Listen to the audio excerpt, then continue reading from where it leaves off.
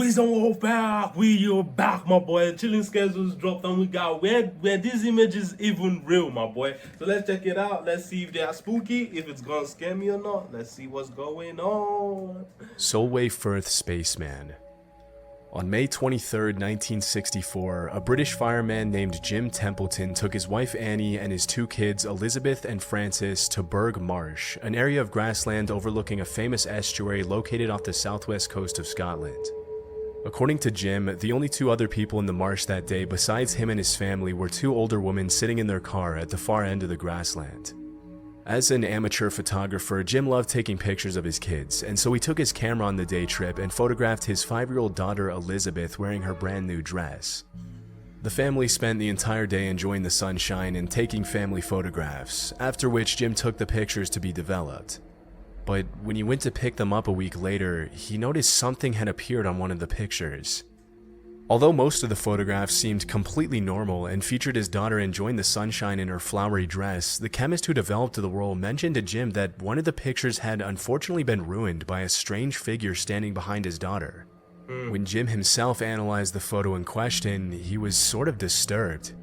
Standing right behind his daughter in the grassland was the figure of what appeared to be a man in a spacesuit. This was pretty shocking to Jim, as he was 100% sure that there had been nobody else with him and his family at the marsh that day. Suspecting that maybe the chemist had somehow altered the photograph, he sent it to Kodak for analysis, but a few days later they got back to him with confirmation that the photograph was genuine and hadn't been altered in any way. Wait, you can alter this kind of photo, all those pictures they develop, why am I biting my tongue? But like, you can alter those kind of images? This is new information to me, bro. This is really new information. There was no photo editing around this time. For some reason, Jim's first reaction was to go to the police, but understandably they weren't interested in the case and immediately dismissed him. Determined to get the story out there, Jim then went to the owners of the local newspaper, who were a lot more interested in the story than the cops. The next day, the photograph of Jim's daughter was in every newspaper in Cumbria. The mysterious, unexplained image started gaining traction, and a few days later the photograph of the little girl was now being featured in pretty much every newspaper in the world, with millions of people wondering where the spaceman had come from. As the photograph received more and more international attention, Kodak seized the opportunity for free publicity by launching a prize for anyone who could prove the photograph had been faked, but nobody could. While the photograph was being published by dozens of newspapers all over the world, a similar incident in Australia made the story explode even more. Bro, how did they manage to get the image this popular, bro? Days after Jim took the now infamous photograph, a Blue Streak missile launch at the Woomera test range in South Australia was aborted after the missile technicians got spooked at the sight of two large men standing in the firing range. In a BBC interview, Jim alleged that when the technicians saw his daughter's photograph in an Australian newspaper, they claimed the figures they had seen on the firing range were identical to the spaceman in the photograph. Although this was never officially confirmed, Jim's allegations brought even more attention to the story when it was revealed that the Blue Streak missile whose launch had been aborted in South Australia had been built at a base very close to Solway Firth. As the story blew up, Jim mentioned that a few days after the photograph was published, two men in suits claiming to be UK government agents arrived at his door. Wait, why? It makes no sense. It makes zero sense. Okay, let's analyze this together. Homeboy took his daughter and I think his entire family to go enjoy the summer. You feel me? Get sun on their faces, enjoy the grasslands and all that. The whole shebang, you know, a good day outside. He took a picture of his daughter, and while the picture was being developed, now remember this was film picture, you feel me? They had to develop it in a red room and all that nonsense with chemicals and all that. They found someone wearing a spacesuit bus behind her. Was this before space travel was? It had to be. But like, now, the first thing that doesn't make sense: how did this story about this man and taking a picture and discovering something behind his daughter become so popular that newspapers around the world carried it? Become so popular that they aborted a space launch. Now FBI agents? Nah, something isn't adding up. To Jim, the men refused to show him their ID, claiming that they were only identified as number 9 and number 11 by the government. Although he didn't buy this story, the men were extremely insistent that Jim take them to the exact spot where the photograph was taken. When they arrived, Jim mentioned to the two mysterious men in suits that when he took the photograph, he had not seen the spaceman in the marsh. Allegedly, as soon as he said that, the two men got back in their car and drove away abruptly, leaving him to walk home alone. In a later interview, Jim dismissed the men as frauds who were probably just pulling his leg and were probably not involved with the government. As you can imagine, while all of this is happening, people started speculating and coming up with all kinds of theories to explain the appearance of the mysterious spaceman in Jim's picture. After all, this did happen in 1964. Are we certain this is a spaceman though? I mean, yeah, I get, but like, look at the suit. The suits they used back then. I get why they say spaceman because of the dome around his head, but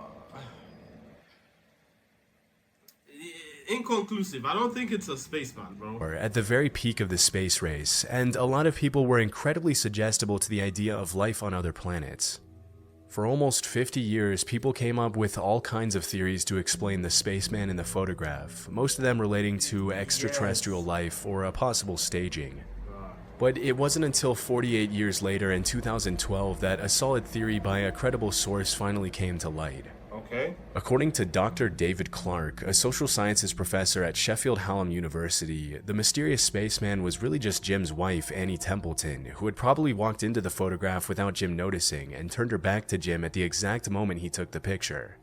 If you look at some of the other photographs Jim took that day, you can see Annie was wearing a blue dress and had her arms exposed. It could be reflection lighting and all that, you know, the camera isn't that good. It could be. But wait, the head though. Her hair would have been... Which explains how she could end up looking like a spaceman if the photograph was overexposed. Yeah. Because Jim's intention was to photograph his daughter and not his wife, it's very possible that Annie was out of focus in the picture, which made her dress and body look very white after the role was developed, almost like she was wearing a spacesuit. As for the dome-like helmet on her head, this was probably just a cloud or the moon, which is often visible during the daytime when it's in its waxing gibbous phase, which it was on that day. Although this is the most logical explanation, if you look up explanations for the Solway Firth Spaceman photo today, you'll still find literally thousands of blogs and videos with all kinds of outlandish theories about the image, with some of them even being pretty new. Considering all the information available today, it's very safe to say this image has been debunked. It doesn't show some mystery spaceman the family just hadn't noticed in person or some other kind of extraterrestrial life. Oh, her hair wasn't flowing. However, the Solway Firth Spaceman photo will always be a classic in the bizarre images genre.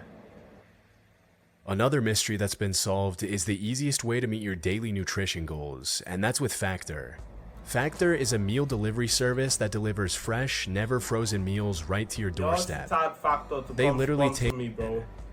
This week, what are options like snack, first Factor box, rate for every order while you're an active Oh, I've seen that picture before. We haven't seen that picture before. Subscriber. Thanks to Factor for sponsoring this video. Charlie No Face.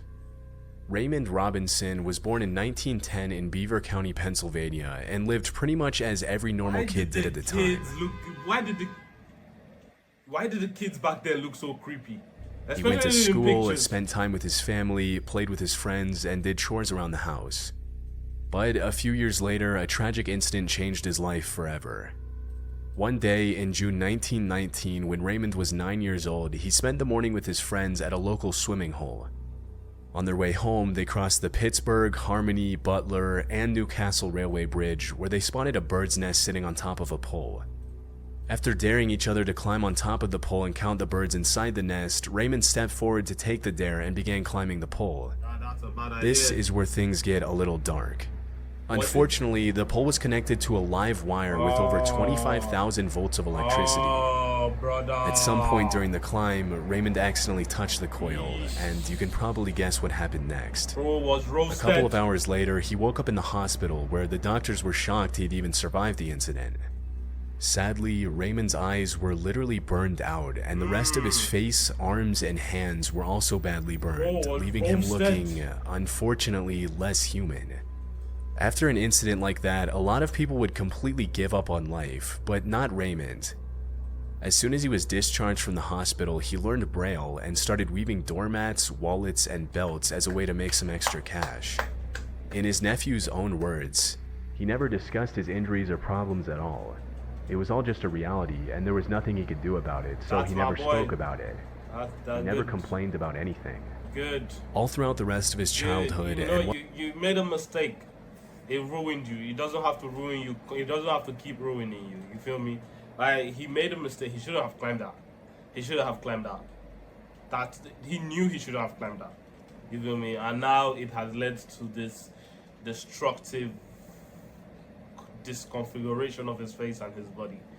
But you can't keep letting that ruin you. You feel me? You can't keep letting that ruin your life or leading you, bro. Gotta keep moving, Well into his adult years, Raymond loved listening to the radio during the day and going on long walks along Route 351 at night, sometimes for hours at a time. When rumors started spreading in Beaver County about a man without a face walking the streets of Pennsylvania in the dead of night, the locals did everything they could to catch a glimpse of him.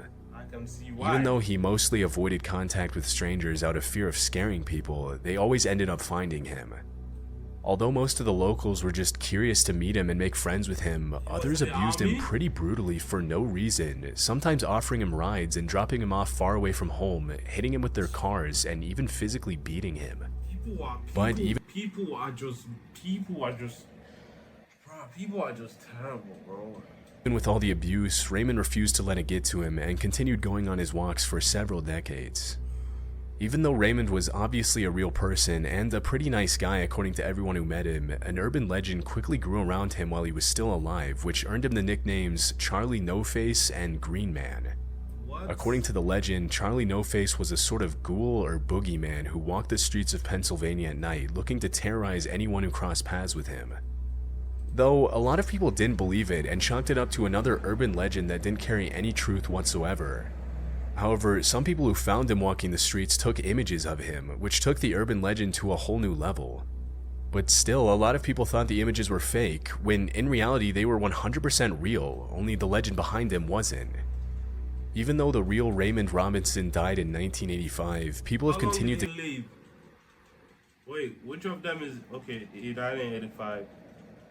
He lived a pretty long life. He lived 75 years. He lived a pretty long life. He lived a... I'm happy. I'm happy. Regardless of how terrible humans are terrible people, bro. They lived a pretty long life. To carry the legend to this day, spreading rumors about alleged sightings of a terrifying monster with no face haunting the streets of Beaver County. As you can imagine, the locals have put their own twist on the story through the decades, with some people claiming Charlie No Face intentionally ripped off his own face just to scare people at night, and others alleging he fell into a vat of acid. I can see why they were. Although the myth of Charlie No Face checks pretty much all the boxes of a traditional urban legend, this is one of those rare cases where it actually carries some truth. You could really find Raymond walking the streets at night looking like he did in the images taken of him, only he wasn't looking to scare or harm anybody, but rather simply go on a walk. Wait, but like I thought he was blind though. He cooked his eyes. The electricity cooked his eyes though. Despite all the crazy rumors and the obviously fake stories people made up about him, Raymond Robinson's story is a strong reminder to live life to the fullest, no matter your circumstances. Yeah, don't let nothing hold you down, regardless of what happens, bro. The Amityville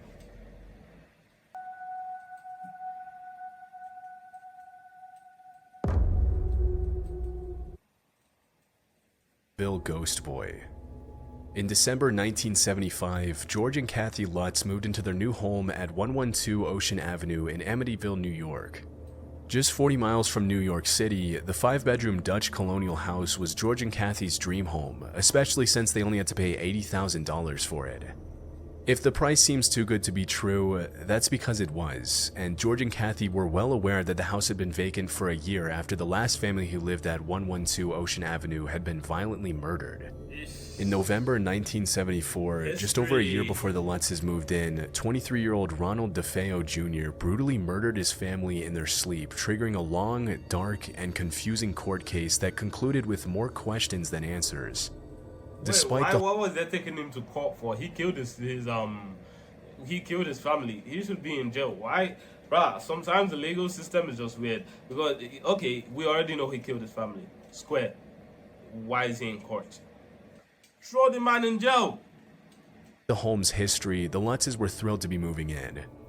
But their joy was short-lived, for less than a month later they abruptly left the home with all their belongings inside and never returned, claiming that the house was haunted by evil spirits. When asked about what happened at the house, George mentioned that ever since they moved in, they had been consumed by intense mood swings and dark emotional episodes where he would start to feel an intense sense of hatred towards his family. The family also alleged that they had seen a mysterious green slime oozing down from some of the walls at random times throughout the day, and had even been waking up almost every night at exactly 3:15 a.m., the same time the I promise you, if the slime was any other color, I would have believed, but green, previous family had been murdered before they moved in. In one particularly disturbing incident, George claimed that one night when he was standing on the front lawn, he saw a half-man, half-pig creature with red eyes staring down at him from one of the upstairs windows. According to the priest who had blessed the house after the Lutzes moved in, on the day of the blessing, he had allegedly heard a male voice shouting at him to get out of the house, and in the days following his visit to the Lutzes' home, he claimed to have fallen ill with blood seeping out of his hands. What? After leaving the home, the Lutzes wrote a book about their experience, which went on to inspire countless horror movies, including the original 1979 The Amityville Horror, the 2005 remake of the same movie featuring Ryan Reynolds, and The Conjuring 2, which revolved around Ed and Lorraine Warren's investigation of the allegedly haunted house at 112 Ocean Avenue. Really? I might have to watch the Conjuring again. The one we ran on Ryan Reynolds, I might have to watch that one. I've never seen that one, but The Conjuring. Now that I know this information, I think I'll enjoy The Conjuring in a different light. In 1952, Ed and Lorraine Warren founded the New England Society for Psychic Research. For 50 years, the couple ran a well-known paranormal investigations operation, with several of the cases they investigated serving as the inspiration for movies such as Annabelle and The Haunting in Connecticut.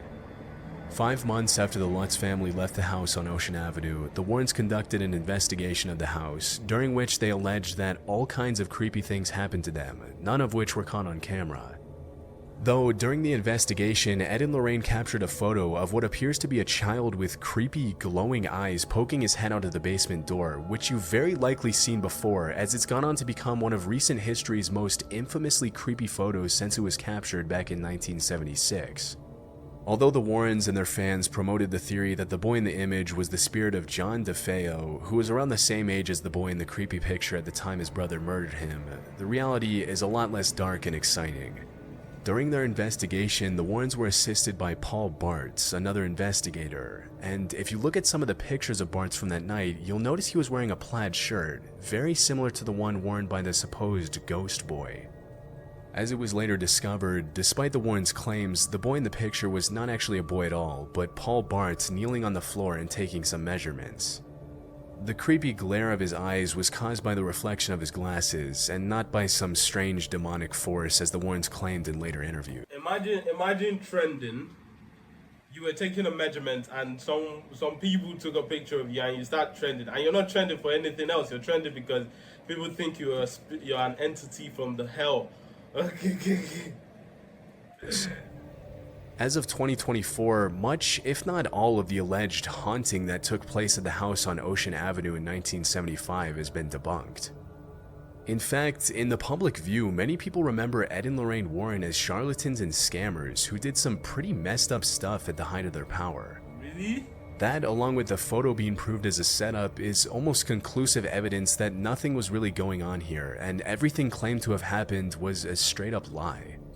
Since the Lutzes left in early 1976, the house has been sold 4 times, and not a single one of the new buyers has complained about any kind of paranormal activity at 112 Ocean Avenue.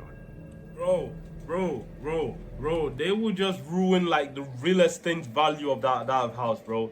Because if someone comes to if I check out the history of a house and I see that there have been, even if it's allegedly a haunting, I'm not even going to the streets, talk less of the house. Falling body. This image of a happy family sitting around a dinner table while a dark, creepy shadow in what appears to be some sort of dress hanging upside down over the centerpiece has been reposted all over the internet for the past decade, often as part of collections like Top 10 Unexplained Disturbing Photos. The alleged backstory of the strange image in question goes that at some point in the 1950s, the Cooper family bought an old house in Texas and moved into it. On their first night there, Mr. Cooper took a photo of his wife and mother posing with his 2 kids at the dining room table, with everyone smiling and in apparently good spirits. A few days later, after picking up the photograph from the chemist who developed it, they were shocked to see what appeared to be the shadow of a body hanging from the ceiling and over the dining room table. Bro, According what? to the family, the strange figure had not been present at the time the picture was taken, otherwise they definitely would have noticed it. As the story goes, they were never able to find out who or what had invaded their beautiful family portrait. Some sources claim that one of the chemists developing the film threw a negative from a separate photo of the famous ballerina Margot Fontaine over the original and played with the exposure to get a creepy effect and play a prank on the family. At least, that's the story you'll find in the videos that feature the infamous photo. However, through my research, I was able to find that the entire story is completely fake. Pretty much from start to finish, the story of the Cooper family is completely made up, and it's very likely that the image itself was digitally altered in Photoshop or some other editing software. Wait, I'm still stuck on the fact that that's possible. It was possible back then to edit photos.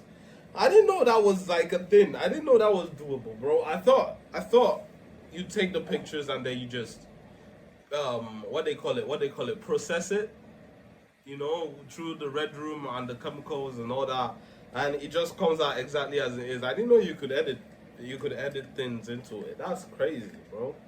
From what I found, the first time the photograph was posted online was back in 2009 when a user named Sam Cohen uploaded it under the title Family Gathering to a site called Ligotti.net, a fan website for the famous horror writer Thomas Ligotti. Interestingly, Sam Cohen categorized the photograph as art, which suggests the picture was digitally fabricated as part of some sort of art project. Other details in the image itself seem to back this up, including the symmetrical dark spots in the corners of the image, which were probably edited using Photoshop to make the photograph look authentic.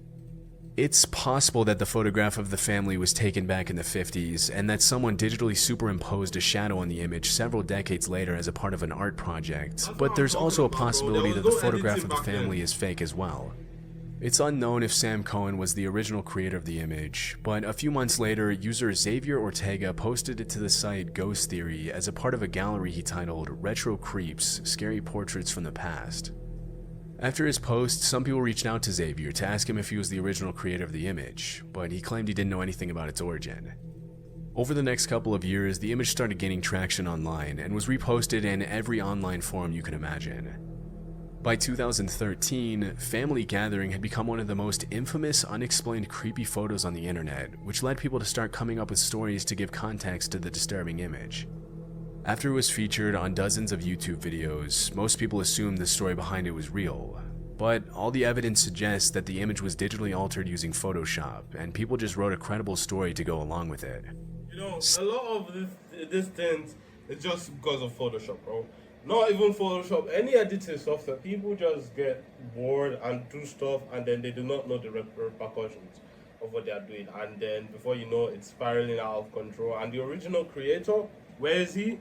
Where the world needed him most to explain, he vanished. Still, for all the information we have that points to the fact that the image is totally fake, it's likely that Family Gathering will continue to be a big hit in the online horror community for many years to come.